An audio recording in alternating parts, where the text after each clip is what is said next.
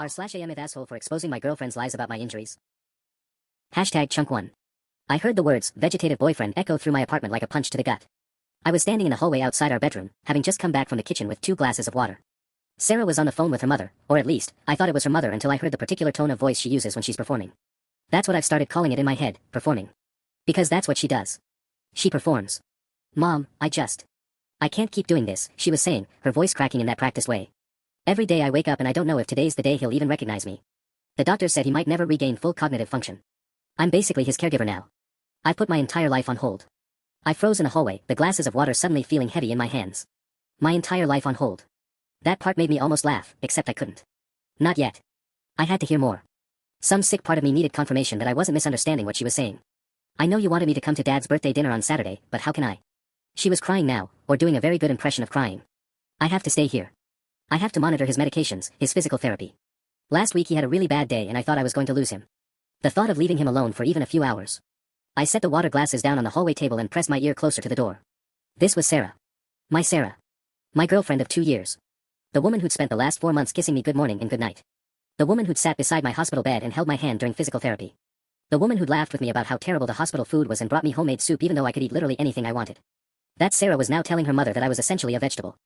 I don't expect you to understand, she continued, her voice doing that dramatic tremor thing.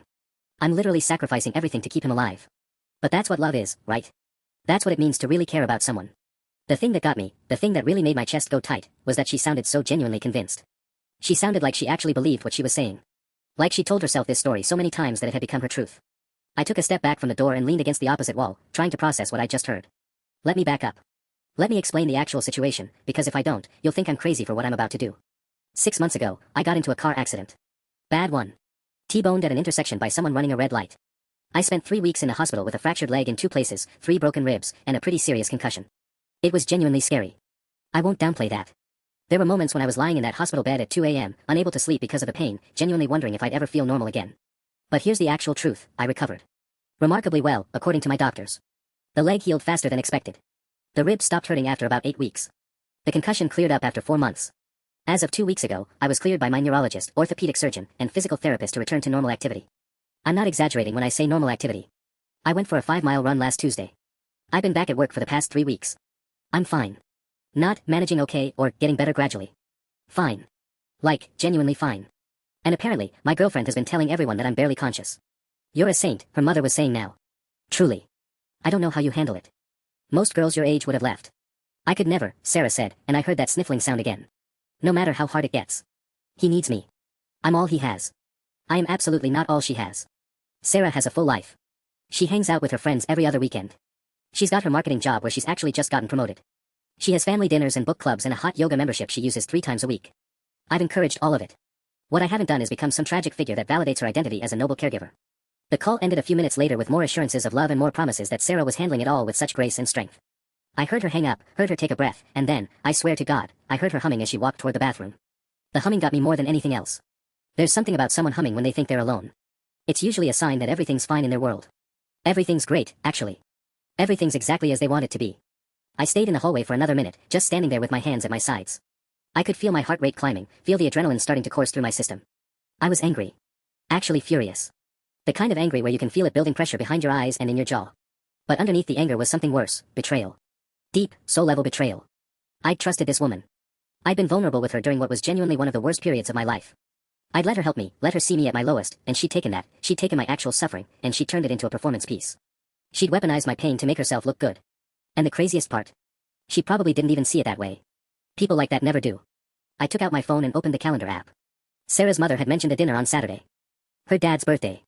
I scrolled through Sarah's shared calendar. Yes, we have one. Trust is very important in relationships, or so I thought, and found it. Dad's birthday dinner, 7 p.m., Regency Hotel, Ballroom B. I stared at that entry for a long time. I made a decision in that moment. A decision that I know people are going to think is either the smartest thing I've ever done or the most asshole-ish thing possible. I was going to show up at that dinner. And I was going to let everyone see exactly who I really am. Hashtag chunk 2. The next 3 days were the longest of my life. I didn't confront Sarah immediately. That was the hardest part, knowing what I knew and having to sit across from her at dinner, watch her pour my coffee in the morning, listen to her talk about her day without saying anything. But I needed time to think. I needed to make sure I wasn't making a massive mistake. On Thursday morning, I called my best friend Marcus. Dude, you're doing what? He said, his voice cracking with a mixture of disbelief and something that sounded like concern. I was at work, sitting in my car during lunch break, trying to explain the situation without sounding completely unhinged. I'm going to show up at her family dinner on Saturday. Healthy. Walking around. Clearly fine. So everyone can see that she's been lying. There was a long pause on the other end of the line. Marcus started, then stopped. Okay, so that's crazy, but like. I get why you want to do it. That's genuinely fucked up what she's doing. But man, have you thought about how this is going to go? Of course I've thought about it. Have you though? Because showing up to expose someone in front of their entire family that's like, nuclear option territory. That's the kind of thing people don't come back from. She's been telling people I'm essentially a vegetable, Marcus. I know. I'm not saying she doesn't deserve consequences. I'm just saying, he sighed. What if she has an explanation? What if there's something we're missing here? I'd asked myself that question approximately 400 times in the past 72 hours. What if there was something I wasn't understanding? What if this was all some bizarre misunderstanding? But then I'd remember her humming. That casual, happy humming. The humming of someone whose life was going exactly according to plan. There's no explanation for what I heard, Marcus. She said I was vegetative. She said she was sacrificing everything. She said I might not recognize her. Okay, but. And her mom bought it completely. She was treating Sarah like some kind of saint. You should have heard her voice change when Sarah started talking about how hard it's been. Marcus made a sound that was half sigh, half groan. You're really going to do this? Yes. And you're not going to talk to her about it first? Like, give her a chance to explain or come clean or literally anything? That was the question I've been wrestling with all morning. Didn't Sarah deserve a chance to explain? Didn't I owe it to 2 years of relationship to at least ask her why she was doing this? But then I thought about all the moments since I'd overheard that call. Every time she'd asked me how I was feeling. Every time she'd given me that tender look and asked if I was in pain. Every moment had been a lie, or worse, a performance. She'd been acting out the role of devoted caregiver, and I'd been her unwitting prop. If I confront her privately, she'll lie, I said quietly. She'll have an excuse ready. She's good at this, Marcus. She's really, really good at this. Yeah, man, I'm starting to see that. After I hung up with Marcus, I sat in my car for another 20 minutes. The steering wheel felt hot under my palms, even though it wasn't particularly warm outside. My chest felt tight in a way that had nothing to do with my healed ribs. This was the moment where I could still change my mind. I could go home, confront Sarah privately, have a difficult conversation, and figure out what the hell was going on in her head. I could be the reasonable, mature adult that I generally consider myself to be. Or I could go through with the nuclear option. By Friday afternoon, Sarah had become increasingly nervous about the dinner. My mom wants us to come early, she said, stirring her pasta with far more focus than necessary. Like, an hour early. To help set things up. Okay, I said carefully. But I don't think you should come. I looked up from my plate. This was new. This was the first time she directly said something like this. What do you mean? I asked. She wouldn't meet my eyes. You're not ready for that kind of outing yet. It's a big event. There will be a lot of people. A lot of stimulation. Your neurologist said you should ease back into social situations. My neurologist had said no such thing. My neurologist had cleared me for all normal activities. She had literally said, you're good to go. Live your life. I'm feeling fine, Sarah. I think I can handle a dinner. But the stress. I'm not stressed. She set down her fork and finally looked at me. Her eyes were wide, and for just a second, I saw something flicker across her face. Fear, maybe. Or calculation.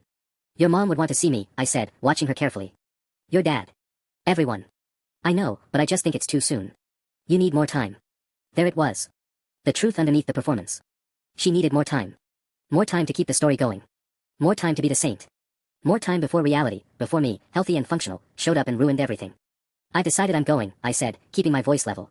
I'm feeling great, and it's your dad's birthday. I want to be there. She opened her mouth, closed it, opened it again. We can talk about it tomorrow. No, I said. We don't need to talk about it. I'm going. Decision made.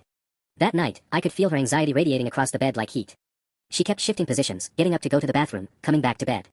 At one point, around 2 a.m., I thought she was actually crying. I didn't ask. I didn't want to hear another performance. Saturday morning arrived with crystal clarity. The kind of morning where everything feels sharp and defined, like the world had turned up the contrast. I showered, shaved, and put on dark jeans and the navy button-down shirt that Sarah had always said made me look handsome.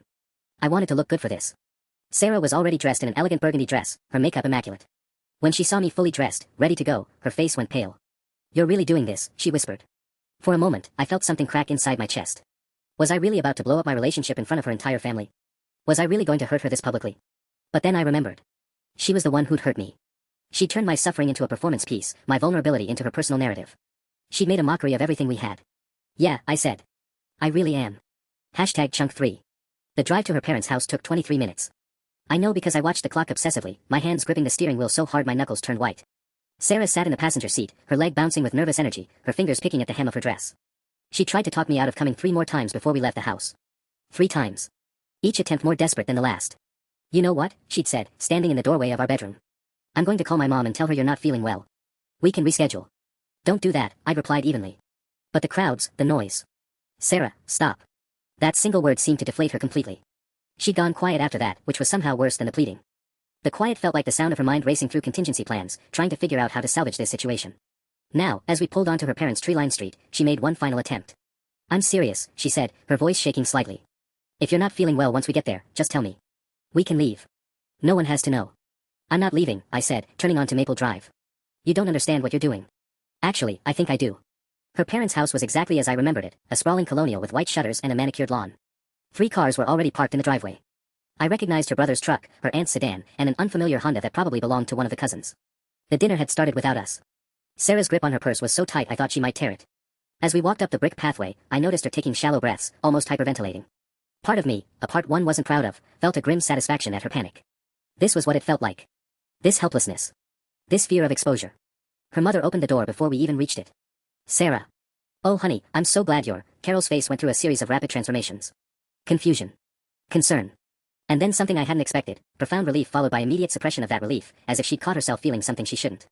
Hi, Mom, Sarah said quietly. I thought, Carol glanced between us. You said he might not be able to come. Change of plans, I said, offering what I hoped was a normal smile. Figured I was well enough. Well enough for a dinner party?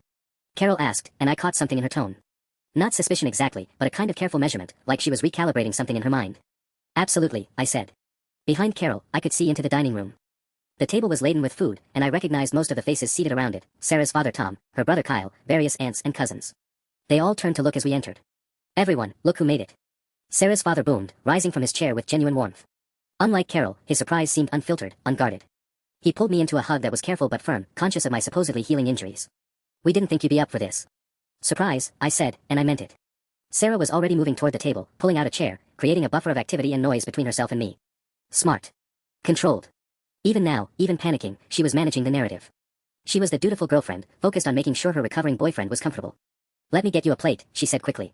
You should sit down. You might be tired from the drive. I'm fine, I said, taking a seat before she could pull one out for me. Over the next 10 minutes, I watched her perform. It was remarkable, really, how seamlessly she shifted into caregiver mode. Every few moments, she'd ask if I needed water, if the chair was comfortable, if the noise was overwhelming. She'd catch the eyes of her relatives and give them these meaningful looks, the looks of someone bearing an enormous burden with grace and composure. Her Aunt Margaret, sitting across from me, kept studying my face with an expression of barely concealed confusion. You look wonderful, she finally said, her tone suggesting this was deeply unexpected. I mean, Carol's been telling us about the accident, and we were so worried, but you look healthy. I supplied. Well, yes, Margaret said carefully. You look very well. He's made remarkable progress, Sarah interjected smoothly. Haven't you, babe? The doctors are amazed. I took a sip of water. Actually, my neurologist cleared me for full activity weeks ago. Said I'm good to go. There was a beat of silence. I saw Carol's eyes narrow slightly. Kyle glanced at Sarah. The neurologist said that? Carol asked, her voice carefully neutral. Yeah, I said. Actually, the recovery's been pretty straightforward. Lucky, really. Could have been much worse. But the initial reports, Carol began slowly, Sarah said you were. Mom, Sarah interrupted, her voice tight. Can we talk about this later? I don't think he wants to keep reliving the trauma right now. The manipulation was so obvious it almost took my breath away. Redirect. Reframe. Protect the narrative. This was what she did. This was how she operated. I don't mind talking about it, I said calmly. I've been fortunate. Serious injuries, but nothing permanent. No lasting neurological damage. No paralysis risk. No lingering complications, really.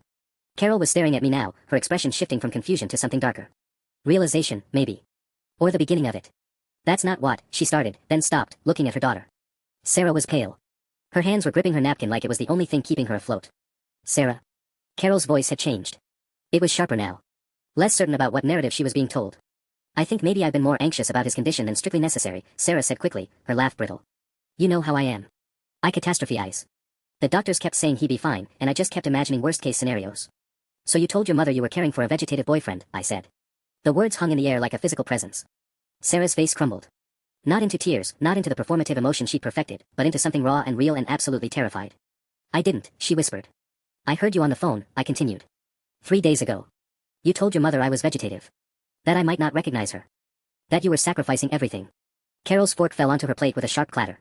Kyle stood up, his chair scraping loudly against the hardwood floor. And Sarah looked at me like someone who just realized the ground had disappeared beneath her feet. #Chunk4. The silence that followed was absolute. Even the ambient noise of the house seemed to fade, the ticking grandfather clock in the hallway, the faint hum of the air conditioning, all of it swallowed by the weight of what I just said out loud in front of her entire family. Carol's face had gone completely white. Tom was staring at Sarah with an expression I'd never seen on his face before, a kind of dawning horror, as if he was watching his daughter transform into someone he didn't recognize. Margaret's hand had frozen halfway to her mouth. Kyle remained standing, his jaw clenched so hard I could see the muscle working beneath his skin. Sarah opened her mouth. Closed it. Opened it again. That's not. I wasn't. Her voice came out small, fractured. You don't understand the context. The context? Carol's voice was sharp, cutting. The context is that you've been telling us your boyfriend is essentially brain dead while he's apparently well enough to come to dinner parties. Mom, I was worried.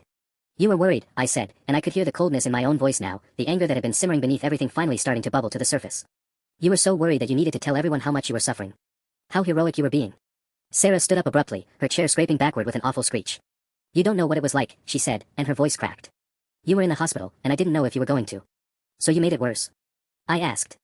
You took a serious accident and turned it into a soap opera where you were the tragic heroine? That's not fair, she shot back, and I heard the anger now too, breaking through her panic. I was terrified. I was handling it the only way I could. By lying to your entire family about my condition. By trying to make sense of something incomprehensible. Her voice rose. Do you know what it's like to sit in a hospital waiting room not knowing if the person you love is going to wake up? To not know if they're going to be the same person. I needed support. I needed people to understand how hard I was. How hard you were having it, I said flatly. Not how hard I was having it. Not what I was going through. You. Carol had set her napkin on the table with the deliberate care of someone trying very hard not to lose control. Sarah, did you or did you not tell me that your boyfriend might be permanently cognitively impaired? I said he might be. And did you or did you not tell your aunt that you were essentially serving as a full-time nurse for someone in a vegetative state? I never said vegetative. That's not the word you used. I asked quietly. Sarah's face flushed a deep red. She didn't answer. Tom cleared his throat, and when he spoke, his voice was heavy with disappointment. Sarah, what is he talking about? There was another moment of silence. Sarah's eyes were wet now, but I couldn't tell if it was genuine emotion or another performance. After 2 years together, after overhearing her rehearsing her narratives on the phone with her mother, I genuinely couldn't tell the difference anymore. And that realization made me feel sick. I might have exaggerated some things, Sarah finally said. Her voice was small. Contrite. Practiced. When you guys were so worried, and I was so scared, I might have made it sound worse than it was. But that doesn't mean my feelings weren't real. That doesn't mean I wasn't suffering. Oh my God, Margaret said from across the table. You're doing it again right now. You're making this about you. I'm not. You are, Carol said, and her voice was harder than I'd ever heard it. You're standing there talking about your suffering while your boyfriend is trying to tell us that you fabricated his medical condition for sympathy. I didn't fabricate anything, Sarah said, and her voice was getting sharper now, defensive. He was seriously injured. He was in the hospital. I was worried. But he wasn't paralyzed, Tom said quietly. It wasn't a question. Sarah didn't answer. And he didn't have neurological damage, Carol continued. The doctor said he might. But he doesn't, I said. They cleared me weeks ago, Sarah. You were there. You saw the paperwork. I saw the worst-case scenario possibilities, Sarah shot back. I didn't know for certain. So you told your mother I was vegetative? I was scared, she practically screamed it. Is that what you want to hear? I was absolutely terrified, and I couldn't handle it alone, and when your family was dismissive of how serious it was, I needed people to take it seriously. I needed people to understand. What you needed, Kyle said quietly, was attention. Sarah turned on him. That's not true. Isn't it? He looked genuinely sad, which somehow was worse than anger. Sarah, you've always been like this. When something happens, you don't just experience it, you broadcast it. You perform it. And the bigger the crisis, the bigger the performance. That's not fair, Sarah said, but her voice had lost its edge. I think it might be, Carol said. She was looking at me now, and I saw something in her eyes that I hadn't expected, not anger, but pity. And something else, an apology, maybe, for not recognizing what her daughter was doing. I'm sorry, she said to me. I had no idea she was telling us. I believed her. I genuinely believed you were in far worse condition than you are. He is fine, Sarah said desperately. He's recovered. Isn't that good? Isn't that what matters? What matters, I said, and I could feel myself withdrawing now, the adrenaline of the confrontation fading into something hollow, is that I've spent the last 3 weeks thinking you believed in me. That you were standing by me. But you weren't standing by me. You were using me. You were using my trauma as a backdrop for your own narrative. Sarah reached for me, and I stepped back. It was such a small movement, but I felt her flinch as if I'd struck her. I love you, she said. None of this changes that I love you. I don't know if I believe anything you say anymore, I replied. And watching her face crumple, I realized that maybe this confrontation hadn't been about justice at all. Maybe it had just been about finally making someone else hurt the way I was hurting. And that realization made me feel worse than anything had before. Chunk 5. The car ride home was silent in a way that made my ears ring. Sarah hadn't tried to follow me out. Tom had walked me to the door, an awkward, apologetic gesture that made everything somehow worse, and I'd left her standing in the dining room with her mother's disappointed eyes boring into her back and Kyle's resigned expression suggesting he'd seen this movie before. I'd won. I'd exposed her. I'd made my point in front of her entire family, and everyone had seen her for what she was. So why did I feel like I'd swallowed broken glass? My phone buzzed as I merged onto the highway. Then again. And again. Text from Sarah, please talk to me. Another, I know what I did was wrong but you're not being fair. Then a call that went to voicemail. I didn't listen to it. I drove with both hands gripping the steering wheel, trying to focus on the road, on the rhythm of the tires, on anything other than the image of her face when I'd stepped away from her. By the time I got home, there were 17 messages. The texts had progressed from pleading to angry to confused to philosophical. One of them read, "I made a mistake, but that doesn't erase 2 years of us. You're throwing away something real because you're hurt." Another, "My family is being cruel and you're just letting it happen. You know how Kyle is. You know he's always been jealous." I sat on my couch in the dark for a long time. My best friend Marcus called around 11. "Dude, what happened?" "Carol just texted my mom asking if I knew about your accident and whether you were actually." "It's a long story," I said. "Try me. You sound like someone shot your dog." So I told him. All of it, the phone conversation, the plan, the confrontation, the way Sarah's voice had cracked when she talked about being scared. And as I told it, something shifted. The narrative that had seemed so clear-cut when I was planning it, the wronged boyfriend exposing his manipulative girlfriend, started to feel more complicated when I actually had to explain it to someone else. "Okay," Marcus said slowly. "So she definitely lied about how bad your injuries were." "Yeah. And she did it to get sympathy and attention from her family." "Yeah. But she wasn't lying about being scared when you were in the hospital." "No," I admitted. "That part was real." There was a pause. "So what you did was, you publicly humiliated her in front of her entire family to prove she lied about being scared." The way he said it made my stomach turn. "She wasn't just being scared," I said defensively. "She was using it. She was manipulating people. She told her mother I was vegetative, Marcus. She told her aunt I might have permanent brain damage." "Yeah, that's bad. But like, people say dumb things when they're traumatized. My sister told people I was in a coma for 3 days after my car accident. I wasn't. She was just panicking and being stupid about how she communicated it. My parents got mad at her about it for like a week and then we all moved on. This wasn't an accident. She was deliberate about it. I heard her on the phone with her mother. She was going to tell everyone again at dinner. And you stopped her by ambushing her in front of her entire family," Marcus finished. "Look, I'm not saying she didn't deserve to be called out. But there's a difference between having a conversation about this with her and what you did." "What I did?" "Yeah, man. You made it a public execution. You made sure her parents, her brother, her extended family all witnessed her getting destroyed. That's not about justice. That's about revenge." I didn't say anything. "Is she still texting?" he asked. "Yeah." "What's she saying?" "That I'm not being fair. That her family is being cruel. That I'm throwing away something real because I'm hurt." "Well, is she wrong?" I stood up and walked to the window. Outside, the street was empty. A single streetlight cast everything in sickly orange. "I needed her to understand what she did," I said. "I needed her to see that it wasn't okay." "And did she?" "She said she exaggerated because she was scared." "But you wanted her to say she was a manipulative liar who was using you for attention." "Yes," I said. "I wanted that." "Because?" Marcus prompted. "Because I loved her and I trusted her and she made me feel like." I stopped, trying to articulate the specific brand of betrayal that had been eating at me since I overheard that phone call. "She made me feel like my pain wasn't real unless it was filtered through her story about how hard it was for her." "That's real," Marcus said quietly. "That's a legitimate thing to be upset about.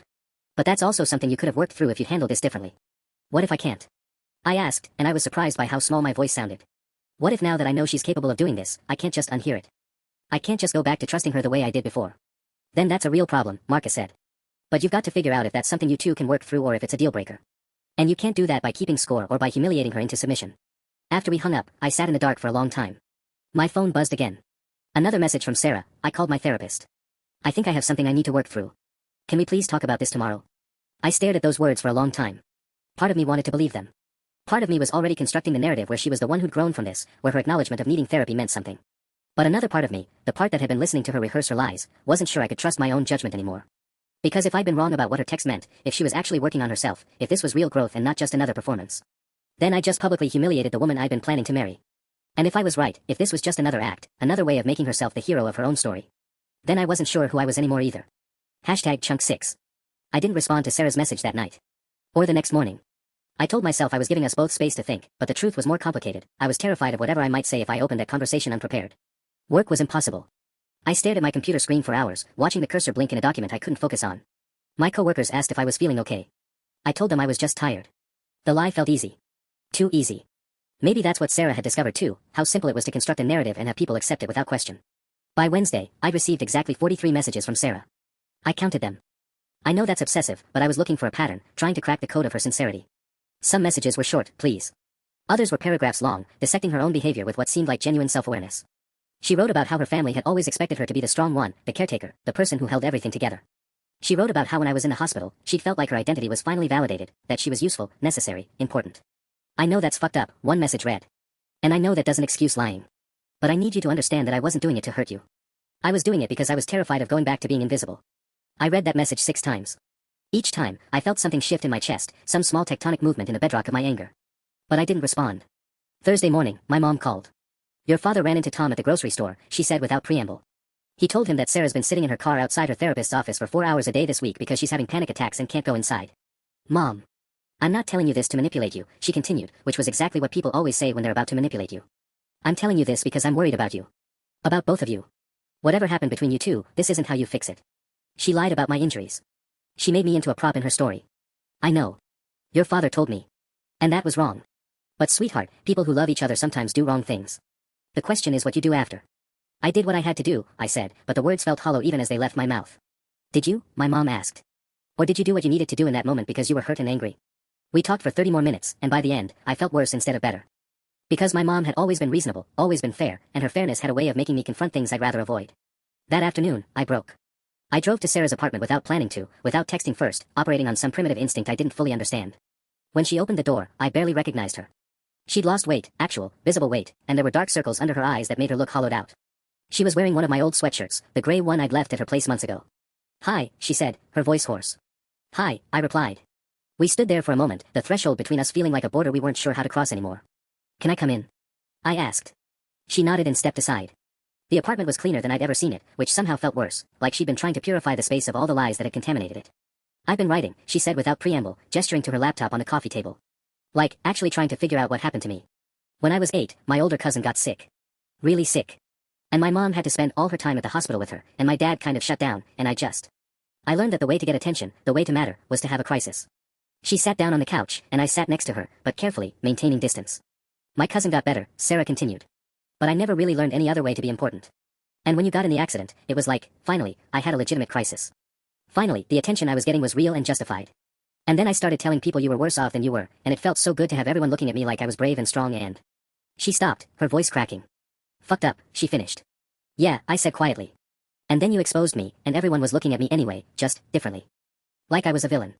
Like I'd been lying all along. You were, I said. I know.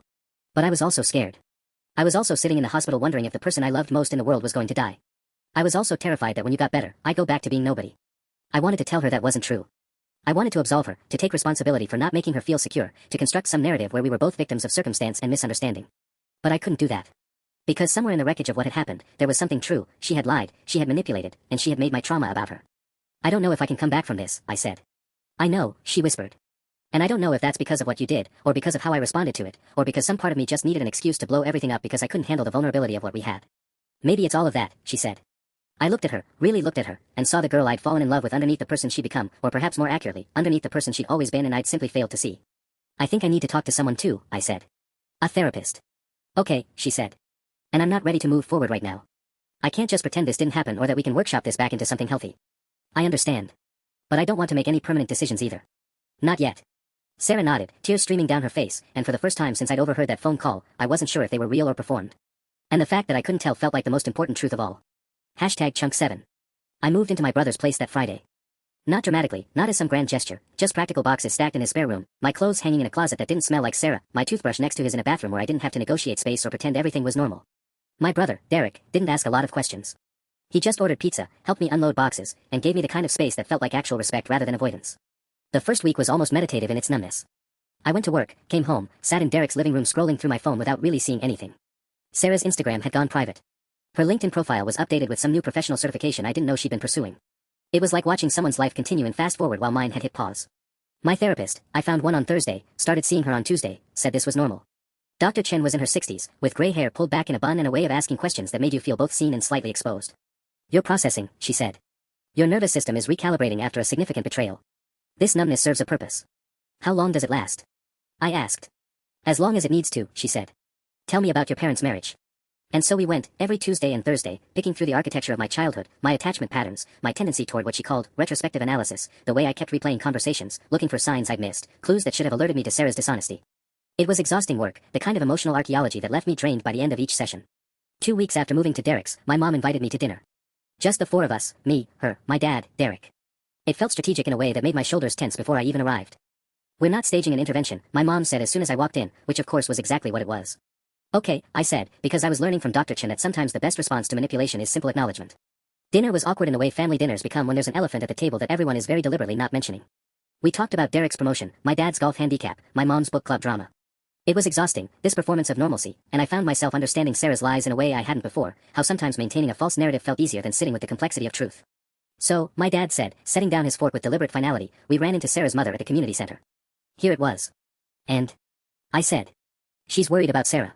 Said Sarah's been telling people that you're keeping her in some kind of emotional limbo, that you've cut her off completely, that she's trying to get help but you won't give her a chance. The anger came fast and hot, a flash of fire behind my ribs. She's telling people I'm the bad guy. Is she? My dad asked, and there was something in his tone that made me look at him carefully. Or is she processing a breakup the way people do, by reconstructing the narrative to make her suffering more bearable? So because she's suffering, what I did was wrong.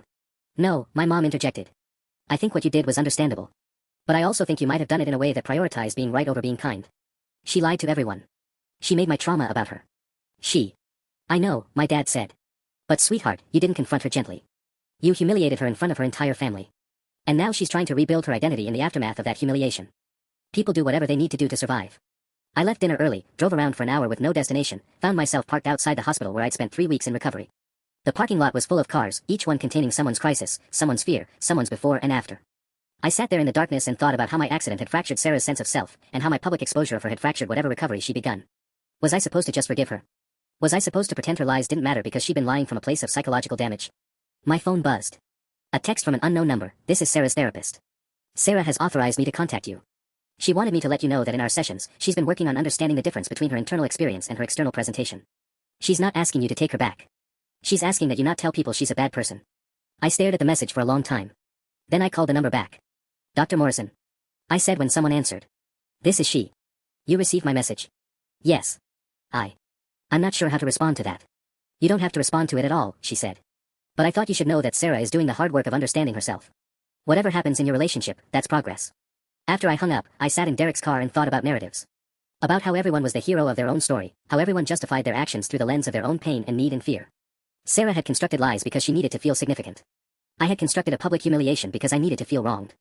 My parents had constructed gentle interventions because they needed to feel like they were helping. We were all of us lying, all of us performing, all of us trying to make sense of chaos through the stories we told. The difference, Dr. Chen would later tell me, wasn't that some of us told lies and some of us didn't. It was that some of us could acknowledge our lies, sit with the discomfort of what we'd done, and try to do better. That was what Sarah was trying to do. That was what I was trying to do. But knowing that intellectually and feeling it emotionally were two entirely different things. And I still wasn't sure whether I was capable of the second one. #Chunk8. 3 months later, I was sitting in Dr. Chen's office when she asked me the question that changed everything. What would forgiveness look like to you? I'd been coming to her for 6 months by then. We'd unpacked my childhood, my attachment wounds, my pattern of seeking validation through other people's perception of me. We'd talked about Sarah extensively, not as a villain, but as a person who'd made choices rooted in her own brokenness. And I'd gotten better at understanding that. Intellectually, I could articulate it perfectly. Emotionally, I still felt the sting of betrayal every time I thought about her sobbing to her mother about my vegetative state. I don't know, I said honestly. I don't know if I can forgive her. Not her, Dr. Chen clarified. Yourself. I looked at her, and she held my gaze steady. You've spent months analyzing Sarah's psychology, understanding her motivations, extending compassion to her pain, she continued. But you haven't extended that same compassion to the person who humiliated her in front of her family. You're holding yourself to a different standard than you hold her. The anger rose immediately. I was defending myself. Yes, she said. And she was defending herself too, in her own way. Neither of you was wrong for being human. You both just made choices that caused harm. That week, I started writing. Not therapy journaling, something more structured. I wrote out a letter I would never send, addressed to Sarah, where I told her about the specific moment I realized I'd been looking for a reason to destroy what we had. How some part of me had wanted the exposure to hurt because being betrayed felt safer than admitting I'd missed signs I didn't want to see. How I'd chosen public humiliation over private conversation because it gave me the moral high ground. And then I wrote another letter, to myself, acknowledging that I was a person capable of cruelty, and that this didn't make me irredeemable. Derek found me sitting at his kitchen table one Saturday, surrounded by crumpled drafts. Heavy stuff, he asked, setting down coffee. Trying to figure out who I am when I'm not the victim, I said. He sat down without comment and waited. Derek had always been good at that. Sarah reached out last week, I said. Through her therapist. She wanted to know if I'd be willing to meet for coffee. Just to talk. No expectations. What did you say? I said I needed to think about it. And I looked at my brother, this person who'd let me hide in his spare room without judgment, who'd shown up to my therapy appointments when I asked, who'd simply existed beside my pain without trying to fix it. I think I'm ready, I said. The coffee shop was neutral territory, the kind of place where everything felt temporary. Sarah was already there when I arrived, sitting in a corner booth, her hands wrapped around a cup she wasn't drinking from. She looked smaller than I remembered. Or maybe I'd just forgotten what she looked like when she wasn't performing. Hi, she said. Hi. We sat in silence for a moment. The coffee shop hummed around us, the espresso machine, distant conversations, the ambient noise of normal life continuing. I'm not here to ask you to come back, she said. I want to be clear about that up front. I'm here because I owe you an apology, and because I owe myself the integrity of actually saying it. I waited. What I did was wrong, she continued, her voice steady. I lied to people I loved about you, about your condition, about my own sacrifice. I did it because when you got hit by that car, I realized how fragile everything was.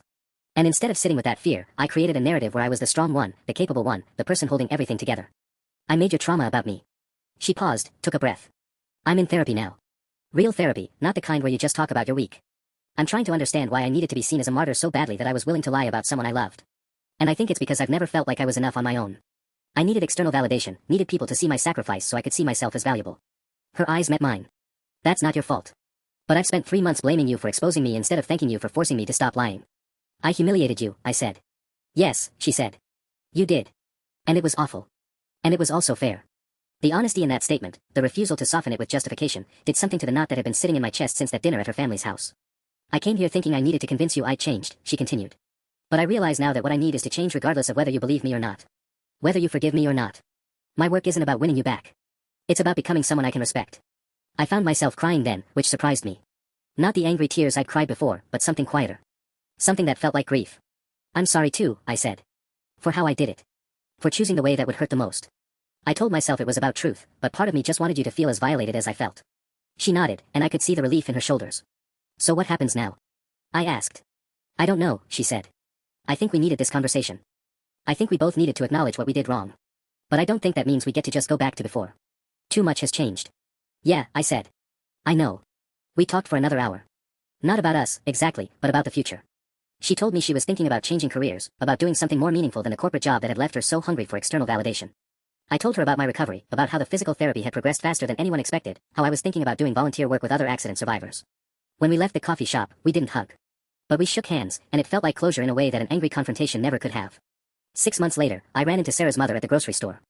She apologized for having believed Sarah's version of events. I told her I understood why she had. We made small talk about the weather, about Derek's engagement, he proposed to his boyfriend, and they were planning a fall wedding, about the general state of the world. Sarah's doing well, her mother said. She seems happy. Really happy, not the performing kind. I'm glad, I said, and I meant it. In my next session with Dr. Chen, I told her I was thinking about discontinuing our weekly appointments. Not because I was fixed, I'd learned that people never really got fixed, but because I'd reached a point where I could sit with my own complexity without needing professional guidance. How do you feel about that? She asked. Scared, I said. But good scared. Like I'm ready to trust myself again. She smiled. That's growth. And it was. Not the dramatic kind of recovery I'd imagined, where the truth would vindicate me and everything would resolve into clear lines of right and wrong. But the harder, slower kind. The kind where you had to forgive yourself for being human, and extend that same forgiveness to everyone else who was doing their best with the wounds they carried. The accident had changed me. So had the betrayal. So had the humiliation of realizing I was capable of cruelty. But somewhere in all of that breaking and rebuilding, I'd become someone I could actually respect. And maybe that was the real recovery all along.